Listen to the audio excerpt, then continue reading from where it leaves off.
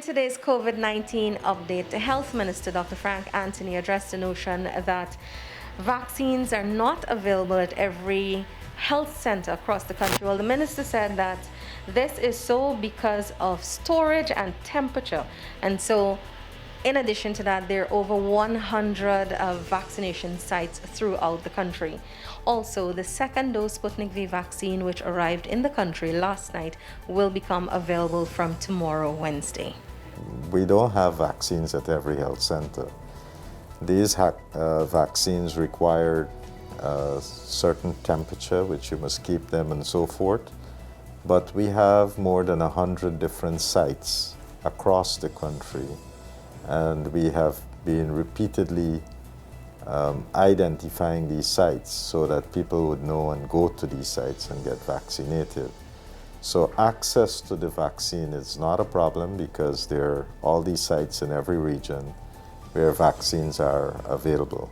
Minister Anthony also noted that the COVID-19 vaccination campaign is a national campaign and is the responsibility of everyone. We have been promoting vaccination for the last, I would say, 6-7 months, and I don't know what else do we need to do to encourage persons to be vaccinated. We have ads on the television, on the radio. We have been doing educational campaigns. So we have been doing a number of things, and it is not this responsibility or this encouragement of get people vaccinated. It's not just a Ministry of Health issue.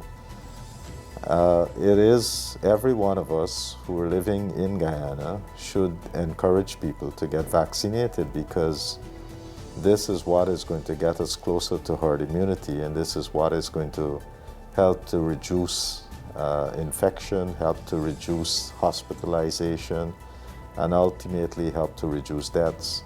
It is a national effort. Each one of us, we have to encourage those who are still unvaccinated to go out and get the vaccine. Meanwhile, persons who took their first dose of the Sputnik V vaccine over the last 3 months will be able to access their second jabs as the shots are now available. So we have received a quantity of Sputnik second dose, and what we're doing is encouraging anyone who require their second dose to come out from tomorrow at the various sites across the country so that they can get their second dose Sputnik. We know that there are a number of persons who are waiting, and so what we'll be doing is a first come, first served basis. So you come out, you get your vaccine, and so I want to really encourage people, use the opportunity, come out, get the vaccine so that you can be fully vaccinated.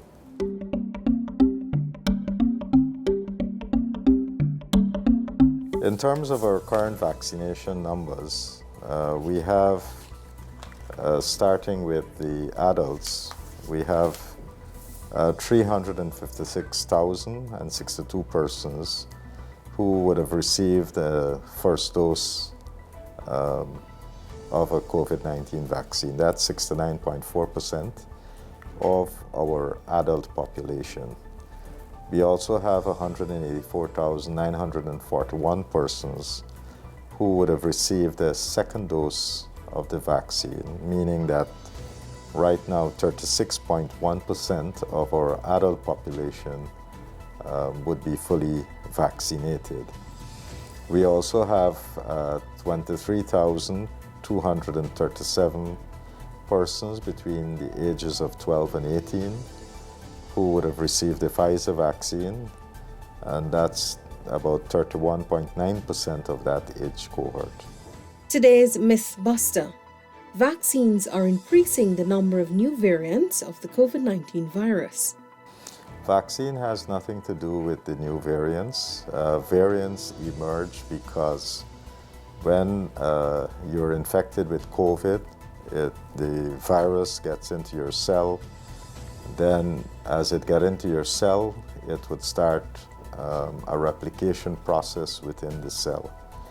During that replication process, as the virus replicates, there can be genetic errors that would happen, and because of those genetic errors, you will see an emergence of variants.